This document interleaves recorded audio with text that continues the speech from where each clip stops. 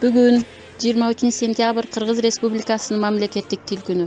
Мындан туура 31 жыл мурда, тагыраак айтканда 1989 жылы 23 сентябрда кыргыз тили мамлекеттик тил деген статуска ээ болуп, ошол убактан бери кыргыз тил майрамы катары майрамдалып келүүдө. Андыктан бардык мекендештеримди бүгүнкү 23 сентябрь кыргыз тил майрамы менен чын дилимден жеке өзүм атыман жана Солнышко 5 балдар бакчасынын эмгек жамаатынын атынан куттуктап кетем.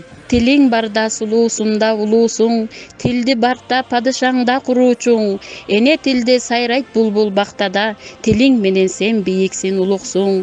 Кыргыз тилин асылдыгын актаган, кымбаттыгын Манас бабам жактаган, тилин коргоп окко төшүн тоссу да, бирок эч ким эне тилин, кыргыз жерин сатпаган.